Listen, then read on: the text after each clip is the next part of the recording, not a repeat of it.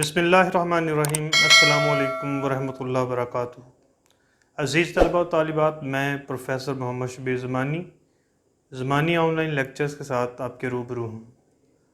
عزیز طلبہ و طالبات، جیسا کہ آپ کو معلوم ہے کہ ہم نے جماعت نحم پر لیکچرز کا سلسلہ شروع کیا ہے۔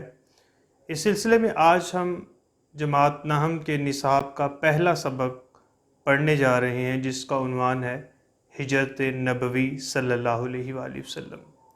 عزیز طلبہ و طالبات، مولانا شبلی نعمانی کی تحریر کردہ کتاب سیرت النبی صلی اللہ علیہ وآلہ وسلم سے یہ اہم سبق ہجرت نبوی صلی اللہ علیہ وآلہ وسلم دراصل ہے کیا، اس میں کس طرح کے واقعات بیان ہوئے ہیں، شبلی نعمانی کا انداز بیاں کیسا رہا ہے، کس طرح محققانہ انداز میں بات کرتے ہیں، ان سب باتوں پر ایک سیر حاصل گفتگو آج ہم اس سبق میں کرنے والے ہیں۔ تو عزیز طلبہ و طالبات، بلا تاخیر بڑھتے ہیں ہم وائٹ بورڈ کی جانب۔ عزیز طلبہ، جیسے آپ کے سامنے وائٹ بورڈ پہ لیکچر کے اہم نکات بھی لکھے ہوئے ہیں کہ آج ہم اس سبق کا تعارف پڑھیں گے، سیرت نگاری سے مراد کیا ہے یہ جانیں گے، مصنف کے تعارف پر بات ہوگی، اور سیرت النبی جو کہ مولانا شبلی نعمانی کی تصنیف ہے اس پر بھی بات ہوگی۔ اس کے علاوہ ہم متن پڑھیں گے، متن میں ہم تشریحات پر بات کریں گے، اور متن میں جو کچھ بھی ہے، جس طرح سے بھی بیان ہوا ہے، اس پر بات ہوگی۔ عزیز طلبہ و طالبات، سب سے پہلے ہم بات کرتے ہیں اس سبق کے تعارف پر۔ یہ سبق ہجرت نبوی مصنف مولانا شبلی نعمانی کی تصنیف سیرت النبی صلی اللہ علیہ وآلہ وسلم سے ماخوذ ہے، یعنی اس کتاب سے لیا گیا ہے، جس میں ہجرت مدینہ کے مختلف حالات اور وجوہات بیان کی گئی ہیں۔ سیرت ہے کیا؟ سیرت نگاری سے مراد کیا ہے؟ سیرت دراصل عربی زبان کا لفظ ہے جس کے معنی ہے چلنا پھرنا، رویہ یا طریقہ اختیار کرنا، عمل پیرا ہونا وغیرہ بھی اس سے مراد لیا جا سکتا ہے۔ یوں سیرت کے معنی حال، حالت، چال ڈھال یا کردار و خصلت کے ہیں، اور کسی کی عادات و کردار کو اگر لکھ کر بیان کیا جائے تو یہ سیرت نگاری کہلاتی ہے۔ لہٰذا عزیز طلبہ و طالبات، یہ سبق جو ہجرت نبوی صلی اللہ علیہ وآلہ وسلم ہم پڑھ رہے ہیں، وہ چونکہ سیرت النبی نامی کتاب سے لیا گیا ہے، اس سے معلوم ہوتا ہے کہ یہ سیرت نگاری سے تعلق رکھتا ہے۔ سیرت نگاری کیا ہے اس پر بھی ہم نے بات کر لی۔ اب ذرا ہم بڑھتے ہیں مصنف کے تعارف کی طرف کہ سید سلیمان ندوی کے یہ عظیم الشان استاد مولانا شبلی نعمانی تھے کون؟ شبلی نعمانی کی پیدائش کی بات کی جائے تو 1857 میں بھارت کے ضلع اعظم گڑھ کے قصبہ بندول میں آپ پیدا ہوئے۔ شبلی نعمانی نے مختلف پیشے اختیار کیے۔ ان کے والد شیخ حبیب اللہ پیشے کے اعتبار سے وکیل تھے، لہٰذا شبلی نے بھی شروع میں وکالت کے پیشے کو ہی اختیار کیا، لیکن شاید یہ پیشہ آپ کے مزاج کے مطابق نہیں تھا، اس لیے بعد ازاں علی گڑھ کالج میں فارسی کے مدرس کی نوکری کی۔ شبلی نعمانی نے علی گڑھ کالج میں مختلف شخصیات سے میل جول رکھا، اور ان شخصیات کی صحبت سے آپ نے بہت استفادہ کیا۔ ان میں مولانا حالی تھے، پروفیسر آرنلڈ تھے، سر سید احمد خان تھے، اسی طرح نواب محسن الملک تھے۔ یہ وہ شخصیات تھی جو اپنے زمانے کی نابغہ روزگار شخصیات تھی، لہٰذا شبلی نعمانی نے ان سے خوب استفادہ کیا۔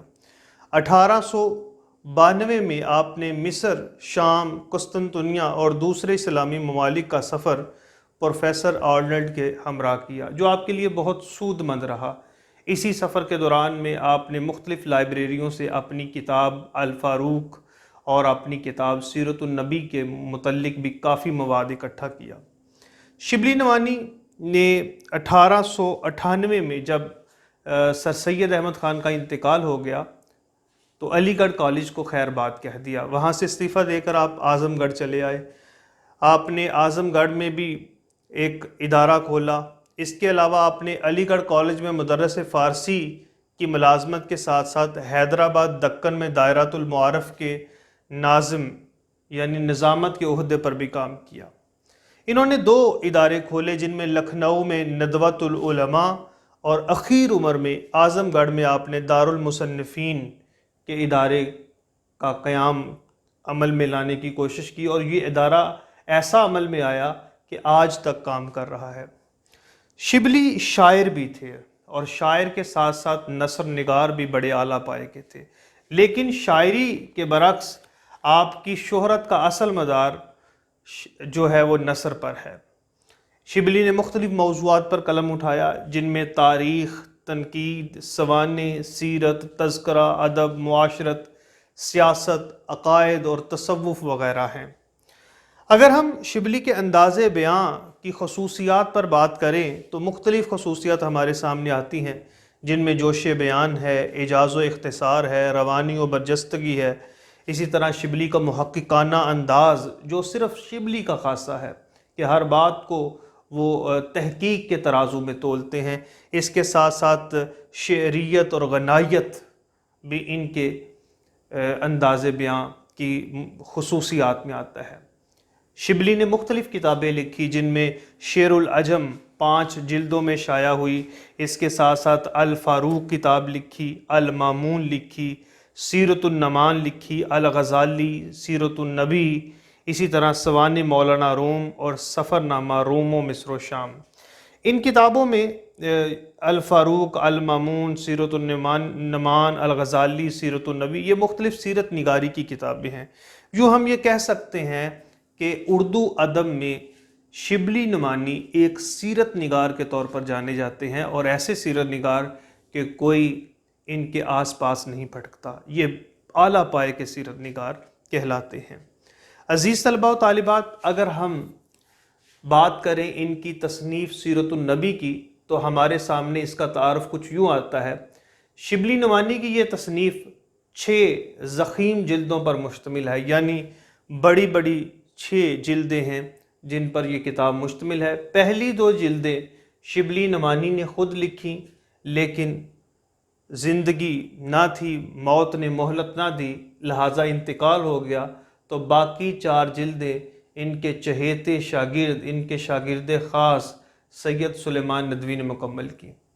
سیرت النبی صلی اللہ علیہ وآلہ وسلم کی پہلی جلد کا ایڈیشن 1917 میں شائع ہوا، جبکہ چھٹی اور آخری جلد کا کام 1938 میں مکمل ہوا۔ یوں صدی کا 1/4 حصہ اسی کتاب کو لکھنے میں، اس کو شائع کرنے میں گزر گیا۔ جب اتنا وقت کسی کتاب کو لگے گا تو یقیناً وہ کتاب ایک اعلیٰ پائے کی کتاب ہوگی، جس میں شبلی نعمانی کا حصہ تو تھا ہی، بہت حصہ اس میں ان کے شاگرد خاص سید سلیمان ندوی کا بھی تھا۔ یوں یہ کتاب شبلی نعمانی اور سید سلیمان ندوی کی مشترکہ کاوش ہے۔ اس کتاب کے مختلف علاقائی اور بین الاقوامی زبانوں میں تراجم بھی ہو چکے ہیں۔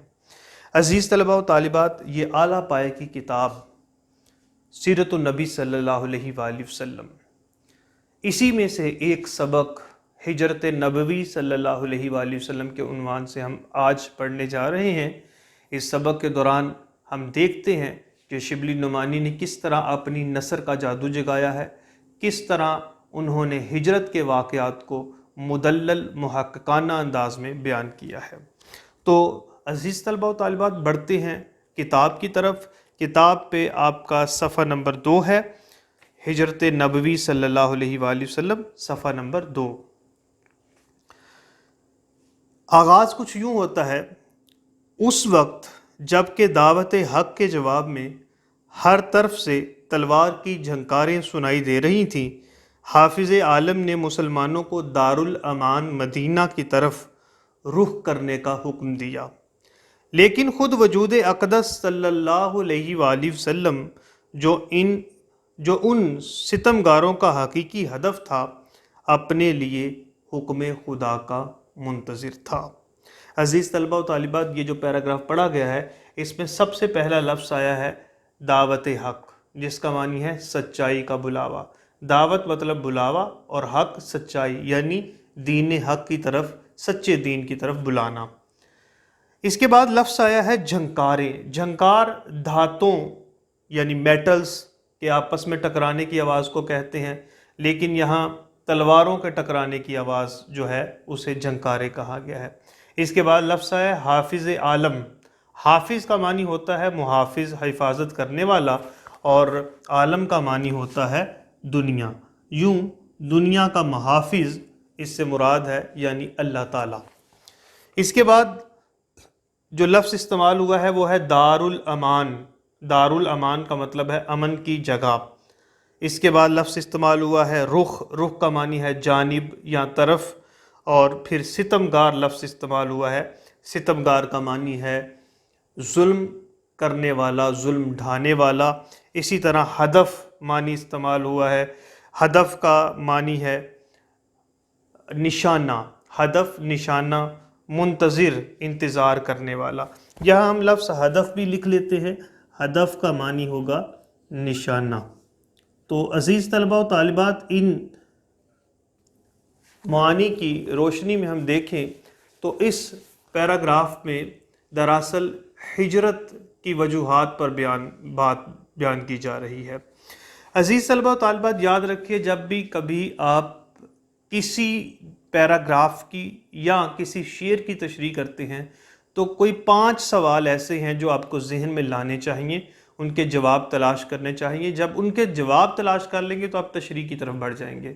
پہلا سوال آپ کے ذہن میں ابھرنا چاہیے کہ اس پیراگراف میں کون مخاطب ہے؟ آیا مصنف ہے کہ یا کوئی اور؟ دوسرا سوال آپ کے ذہن میں آنا چاہیے کس سے مخاطب ہے؟ تیسرا سوال آپ کے ذہن میں آنا چاہیے کہ وہ کیا بات کر رہا ہے؟ چوتھا سوال یہ آنا چاہیے کہ وہ کیوں بات کر رہا ہے؟ اور 5واں سوال آپ کے ذہن میں یہ آنا چاہیے وہ کس انداز میں بات کر رہا ہے۔ اگر ہم ان 5 سوالوں کو سامنے رکھیں تو عزیز طلبہ و طالبات، اس پیراگراف میں مصنف مولانا شبلی نعمانی قارئین سے مخاطب ہیں، اپنے پڑھنے والوں سے مخاطب ہیں، اور وہ سیرت النبی صلی اللہ علیہ وآلہ وسلم بیان کرتے ہوئے ہجرت کے مختلف واقعات پر روشنی ڈال رہے ہیں۔ اس پیراگراف میں وہ بیان کر رہے ہیں کہ یہ وقت کہ جب اسلام کی تبلیغ کرنا نہایت پرخطر تھا، جب کوئی سچائی کی دعوت دیتا تھا تو اس کی جان لینے کے لیے لوگ تیار ہو جاتے تھے، اس پرخطر وقت میں بھی آپ صلی اللہ علیہ وآلہ وسلم دین حق کی تبلیغ فرما رہے تھے۔ اس وقت جب کہ مکہ میں مسلمانوں کا رہنا دوبر ہو گیا تھا، نہایت مشکل ہو گیا تھا، اور اللہ کی طرف سے بھی وہاں سے مدینہ جو کہ امن کی جگہ تھی اس طرف ہجرت کرنے کا حکم ہو چکا تھا، اس پرخطر وقت میں بھی، نہایت مشکل وقت میں بھی ایک محمد صلی اللہ علیہ وآلہ وسلم تھے جو کہ ابھی بھی مکہ میں ٹھہرے ہوئے تھے۔ دراصل یہی وہ ذات تھی جو ان ظلم ڈھانے والے قریش مکہ یا کفار مکہ کا اصل نشانہ تھی، لیکن ایک اچھے رہنما کی نشانی وہی ہوتی ہے کہ وہ سخت سے سخت حالت میں بھی اپنی قوم کے ساتھ کھڑا ہوتا ہے۔ آپ صلی اللہ علیہ وآلہ وسلم اپنے صحابیوں کو، صحابیات کو بڑے پرامن طریقے سے اور بڑے آسان انداز میں انہیں مدینہ کی طرف بھیج چکے تھے، لیکن خود ڈٹ کر کھڑے تھے۔ مصنف بتانا یہ چاہتا ہے کہ یہ پرخطر وقت آپ صلی اللہ علیہ وآلہ وسلم کی جان پر بھی بہت آفت لا سکتا تھا، لیکن آپ صلی اللہ علیہ وسلم اس وقت تک وہاں سے نہیں گئے جب تک کہ آپ صلی اللہ علیہ وآلہ وسلم کو اللہ کا حکم نہیں آ گیا۔ اس کے بعد اگلا پیراگراف عزیز طلبہ کچھ یوں ہے: نبوت کا 13واں سال شروع ہوا۔ یہ آپ کو انڈر لائن کرنا چاہیے اس لیے کہ یہ MCQ بنے گا۔ نبوت کا 13واں سال شروع ہوا اور اکثر صحابہ مدینے پہنچ چکے تو وحی الہی کے مطابق حضرت صلی اللہ علیہ وآلہ وسلم نے بھی مدینے کا عزم فرمایا۔ قریش نے دیکھا کہ اب مسلمان مدینے میں جا کر طاقت پکڑے جاتے ہیں اور وہاں اسلام پھیلتا جاتا ہے، چنانچہ لوگوں نے مختلف رائیں پیش کی۔ ایک نے کہا محمد صلی اللہ علیہ وآلہ وسلم کے ہاتھ پاؤں میں زنجیریں ڈال کر مکان میں بند کر دیا جائے، نعوذ باللہ۔ دوسرے نے کہا جلا وطن کر دینا کافی ہے۔ ابو جہل نے کہا ہر قبیلے سے ایک شخص انتخاب ہو اور پورا مجمع ایک ساتھ مل کر تلواروں سے ان کا خاتمہ کر دے۔ نعوذ باللہ۔ اس صورت میں ان کا خون تمام قبائل میں بٹ جائے گا اور آل ہاشم اکیلے تمام قبائل کا مقابلہ نہ کر سکیں گے۔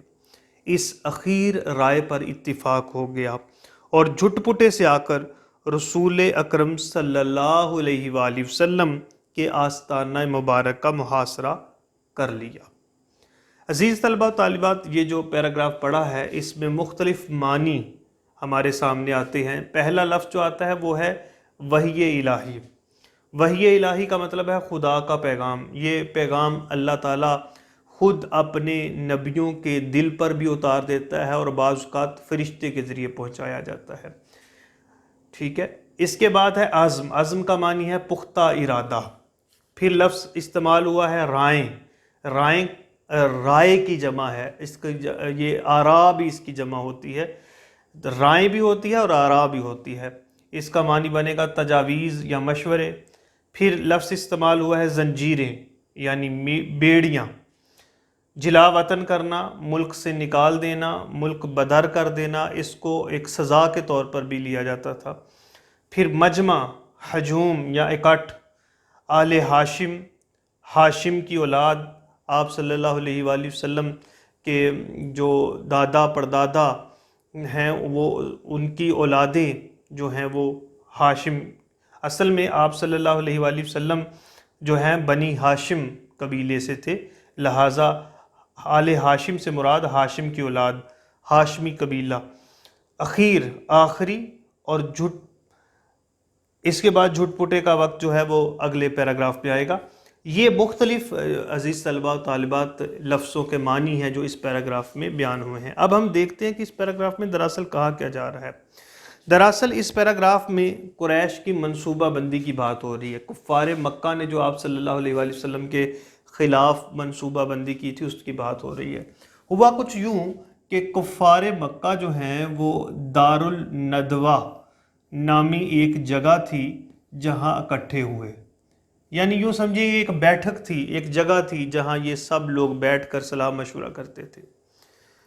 عرب یہ سب کے سب جو ہیں مکہ کے سردار تھے، یہ اکٹھے ہوئے اور آپ صلی اللہ علیہ وآلہ وسلم کو راہ سے ہٹانے کی منصوبہ بندیاں کرنے لگے۔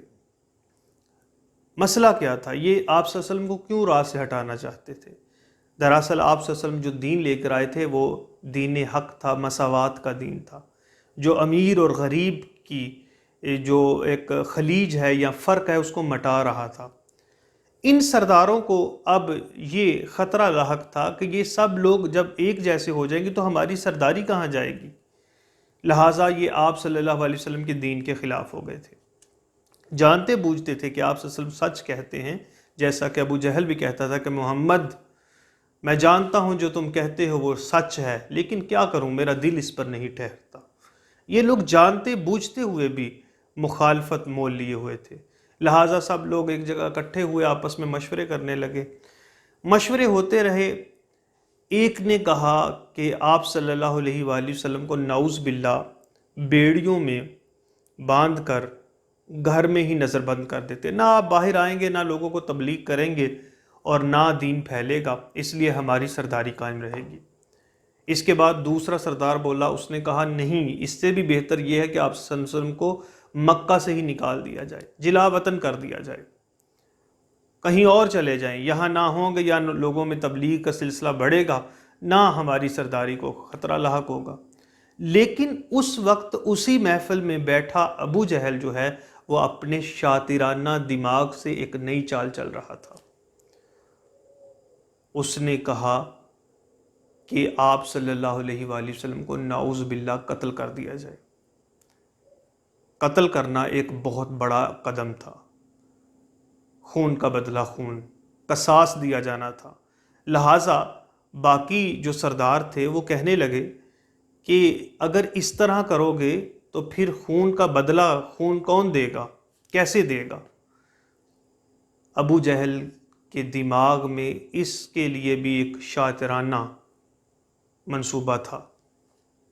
وہ کہنے لگا کہ مختلف قبائل سے ہم ایک ایک شخص منتخب کریں گے جو یہ کام سر انجام دیں گے، یعنی کوئی 7 8 10 لوگ مل کر ایک گروہ بن کر آپ صلی اللہ علیہ وسلم کو قتل کریں گے، اور آپ صلی اللہ علیہ وسلم کا خون تمام قبائل میں بٹ جائے گا، اور اکیلے ہاشمی قبیلے کے لوگ آپ صلی اللہ علیہ وآلہ وسلم کے قتل کا بدلہ نہیں لے سکیں گے، وہ سب قبیلوں سے تو نہیں لڑ سکیں گے۔ واقعی یہ ایک شاطرانہ دماغ کی چال تھی، لیکن تھا وہ ابو جہل۔ اصل نام اس شخص کا عمر بن ہشام تھا۔ اپنے جیسے لوگوں میں یہ بڑا عقل مند سمجھا جاتا تھا، لیکن آپ صلی اللہ علیہ وآلہ وسلم نے اس کو ابو جہل یعنی جاہلوں کا باپ، جاہلوں کا سردار کا لقب دیا۔ کیوں؟ اس لیے کہ دین حق اس کی سمجھ میں نہیں آتا تھا، جو سیدھا اور سچا راستہ تھا وہ سمجھ میں نہیں آتا تھا، اور جو ٹیڑھا راستہ تھا وہ سمجھ میں آتا تھا، اس لیے جاہل تھا۔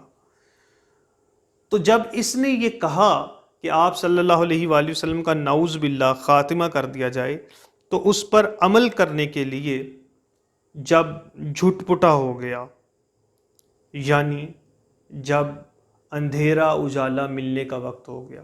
جھٹ پٹا دراصل 2 وقت ہوتے ہیں عزیز طلبہ و طالبات۔ ایک وقت ہوتا ہے جب سورج طلوع ہو رہا ہوتا ہے، جب اجالا آ رہا ہوتا ہے، روشنی آ رہی ہوتی ہے، اندھیرا جا رہا ہوتا ہے، اس وقت اندھیرا اجالا ملنے کا وقت بھی جھٹ پٹا کہلاتا ہے۔ اسی کے ساتھ ساتھ جب شام ہوتی ہے، مغرب کا وقت ہوتا ہے، اس وقت اندھیرا پھیل رہا ہوتا ہے، اجالا روشنی رخصت ہو رہی ہوتی ہے، اس وقت بھی یہ دونوں وقت ملتے ہیں، اندھیرا اجالا ملتے ہیں، اس وقت کو بھی جھٹ پٹا کہتے ہیں۔ یہ مغرب کا وقت تھا جب آپ صلی اللہ علیہ وسلم کے گھر کا محاصرہ کر لیا گیا۔ ابو جہل کے منصوبے کو عملی جامہ پہنانے کے لیے آپ صلی اللہ علیہ وسلم کے گھر کا گھیراؤ کر لیا گیا، اور جھٹ پٹے سے آ کر رسول اللہ صلی اللہ علیہ وآلہ وسلم کے آستانہ مبارکہ محاصرہ کر لیا۔ اہل عرب زنانہ مکان کے اندر گھسنا معیوب سمجھتے تھے۔ اہل عرب سے مراد ہے عرب کے لوگ۔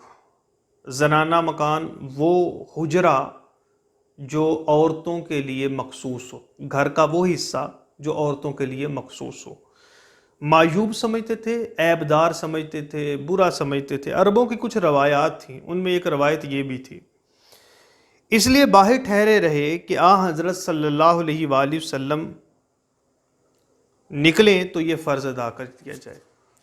یعنی مصنف شبلی نعمانی بیان کر رہے ہیں کہ اہل قریش یا جو وہ لوگ جو آپ صلی اللہ علیہ وسلم کے گھر کا محاصرہ کیے بیٹھے تھے، اس وقت تک اس فعل کو سر انجام دینے کے لیے آگے نہ بڑھے جب تک کہ آپ صلی اللہ علیہ وسلم خود باہر نہ آئے، کیونکہ انہوں نے طے کر لیا تھا کہ زنانہ مکان کے اندر نہیں گھسنا۔ آپ صلی اللہ علیہ وسلم اس وقت ہو سکتا اپنی زوجہ محترمہ کے حجرے میں ہو، اس لیے وہ لوگ اندر نہیں گئے۔ اس کا اگلا پیراگراف صفحہ نمبر 2 پر ہی عزیز طلبہ و طالبات کچھ یوں ہے: رسول اللہ صلی اللہ علیہ وآلہ وسلم سے قریش کو اس درجہ عداوت تھی، تاہم آپ صلی اللہ علیہ وآلہ وسلم کی دیانت پر یہ اعتماد تھا کہ جس شخص کو کچھ مال یا اسباب امانت رکھنا ہوتا تھا، آپ صلی اللہ علیہ وآلہ وسلم ہی کے پاس لا کر رکھتا تھا۔ اس وقت بھی آپ صلی اللہ علیہ وآلہ وسلم کے پاس بہت سی امانتیں جمع تھیں۔ آپ صلی اللہ علیہ وآلہ وسلم کو قریش کے ارادے کی پہلے سے خبر ہو چکی تھی۔ اس بنا پر جناب امیر حضرت علی رضی اللہ تعالی عنہ کو بلا کر فرمایا: مجھ کو ہجرت کا حکم ہو چکا ہے، میں آج مدینے روانہ ہو جاؤں گا، تم میرے پلنگ پر میری چادر اوڑھ کر سو رہو، صبح کو سب کی امانتیں جا کر واپس دے آنا۔ یہ سخت خطرے کا وقت تھا۔ جناب امیر رضی اللہ تعالی عنہ کو معلوم ہو چکا تھا کہ قریش آپ صلی اللہ علیہ وآلہ وسلم کے قتل کا ارادہ کر چکے ہیں، اور آج رسول اللہ صلی اللہ علیہ وآلہ وسلم کا بستر خواب قتل گاہ کی زمین ہے، لیکن فاتح خیبر کے لیے قتل گاہ فرش گل تھا۔ عزیز طلبہ و طالبات، یہ جو پیراگراف پڑھا گیا ہے اس کے معنی ہمارے سامنے ہیں۔ سب سے پہلے تو اس میں جھٹ پٹے کا معنی لکھا ہوا ہے، اندھیرا اجالا ملنے کا وقت، پھر آستانہ، دہلیز یعنی گھر، آپ صلی اللہ علیہ وسلم کے گھر کی بات کی جا رہی ہے، محاصرہ घेराव, घेरा डालना, मायूब, ऐबदार, बुरा, अदावत, दुश्मनी, असबाब, सामान, जनाब अमीर से मुराद सरदार, अमीर कहते हैं सरदार को, इससे मुराद है हज़रत अली रज़ी अल्लाह ताला अन्हु। बिस्तर ख्वाब, सोने के लिए जो बिस्तर इस्तेमाल किया जाए उसे कहते हैं बिस्तर ख्वाब। कत्लगाह, मक्तल यानी कत्ल करने की जगह। फ़ातिह खैबर, कला खैबर फ़तह करने वाला यानी हज़रत अली रज़ी अल्लाह ताला अन्हु। और फ़र्श गुल से मुराद है फूलों से सजी सरज़मीन। अज़ीज़ तलबा व तालिबात, इस पैराग्राफ में मौलाना शिबली नमानी हिजरत के वाक़यात ही बयान कर रहे हैं, लेकिन हिजरत के वाक़यात में वो आप सल्लल्लाहु अलैहि वसल्लम के कत्ल के मंसूबे पर जो कुरैश का या कुफ़ार मक्का का अमल पैरा होना था उस पर रोशनी डाल रहे हैं। वो बता रहे हैं कि किस तरह आप सल्लल्लाहु अलैहि वसल्लम के घर का मुहासरा किया गया और किस तरह आप सल्लल्लाहु अलैहि वसल्लम ने इस पुरखतर वक्त में हज़रत अली रज़ी अल्लाह ताला अन्हो को अमानतों की वापसी की हदायत दी और किस तरह अल्लाह ताला ने आप सल्लल्लाहु अलैहि वसल्लम को महफूज रखा। अज़ीज़ तलबा व तालिबात, दरअसल आप सल्लल्लाहु अलैहि वसल्लम वो शख्सियत थे जो हक सच की बात कर रहे थे, अहले कुरैश के बुतों को पाश पाश करने की बात कर रहे थे। आप सल्लम एक खुदा की परस्तश की बात कर रहे थे। लिहाजा जो कुरैश वाले थे, मक्का के कुफ़ार थे, वो आप सल्लम से सख्त दुश्मनी रखते थे और इस दुश्मनी में वो आप सल्लल्लाहु अलैहि वसल्लम की जान लेने तक पहुंच चुके थे। आप सल्लल्लाहु अलैहि वसल्लम की जान लेने के लिए जब आपके घर का मुहासरा किया गया तो उस वक्त आप सल्लल्लाहु अलैहि वसल्लम को एक ही फ़िक्र खाई जा रही थी और वो ये थी कि लोगों की जो अमानतें उनके पास पड़ी हैं उनका क्या बनेगा। सुबहान अल्लाह, एक ऐसा शख्स जिसकी जान लेने के लिए बाहर दुश्मन बैठे हों, वो शख्स तो अपनी जान बचाने की फ़िक्र करेगा, लेकिन आप सल्लल्लाहु अलैहि वसल्लम को उस वक़्त भी लोगों की अमानतें बचाने की फ़िक्र है। लिहाजा आप सल्लल्लाहु अलैहि वसल्लम ने अपने चचाज़ाद भाई हज़रत अली रज़ी अल्लाह ताला अन्हु को अपने पास बुलाया और बुलाकर कुछ हदायत फरमाई। आप सल्लल्लाहु अलैहि वसल्लम ने फरमाया कि अली, वह हुक्म जिसका मैं इंतज़ार कर रहा था वो आ चुका है, यानी मुझे भी हिजरत का हुक्म हो चुका है। मैं आज रात मदीने रवाना हो जाऊंगा। दरअसल हज़रत अली रज़ी अल्लाह ताला अन्हु भी ये जानते थे और इसके साथ हज़रत अबू बकर सिद्दीक़ रज़ी अल्लाह ताला अन्हु से मंसूबा बन चुका था, कौलो करार हो चुके थे कि किस तरह हम मक्का को छोड़कर मदीना जाएंगे।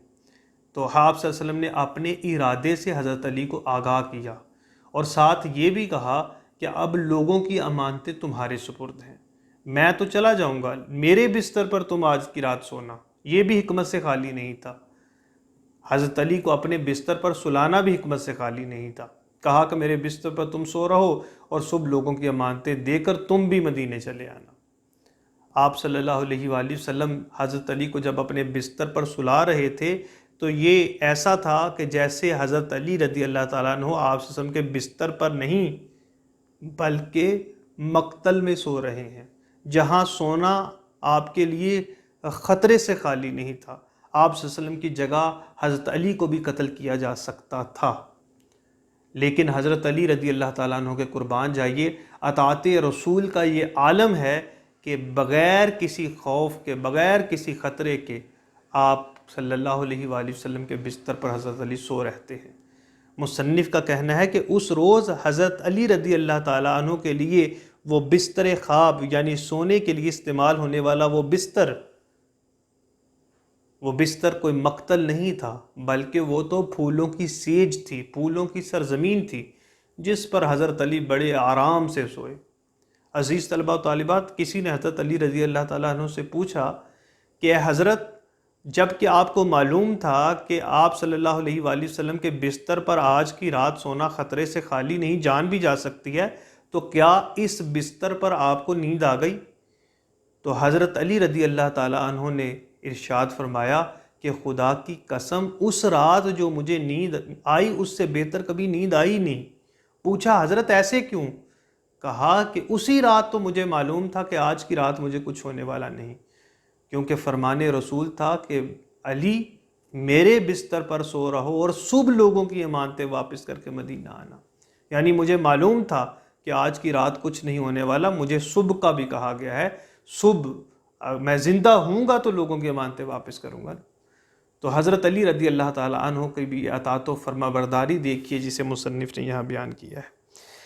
یہاں حضرت علی رضی اللہ تعالیٰ عنہ کو فاتح خیبر کہا گیا ہے۔ عزیز طلبہ، یہ تلمیح ہے، کسی تاریخی واقعے کی طرف اشارہ کرنا تلمیح کہلاتا ہے۔ حضرت علی رضی اللہ تعالیٰ عنہ نے قلعہ خیبر فتح کیا تھا، لہٰذا آپ کو فاتح خیبر کہا جاتا ہے۔ تو یہ تلمیح بھی یہاں بیان کی گئی ہے۔ تلمیح کا لفظ کچھ یوں لکھا جاتا ہے جو کہ یہاں بیان ہوا ہے، تلمیح۔ ٹھیک ہے عزیز طلبہ و طالبات، تو عزیز طلبہ و طالبات، اس طرح سے ہمارا آج کا یہ صفحہ جو ہے وہ ختم ہوتا ہے، اور اسی کے ساتھ ہمارا آج کا لیکچر بھی اپنے اختتام کو پہنچتا ہے۔ عزیز طلبہ و طالبات، میں امید کرتا ہوں کہ آپ کو اس لیکچر کی مکمل فہم حاصل ہوئی ہوگی۔ انشاءاللہ ہم اگلی ویڈیو میں اسی سبق کے بقیہ حصے کی طرف بڑھیں گے۔ تب تک کے لیے اللہ حافظ۔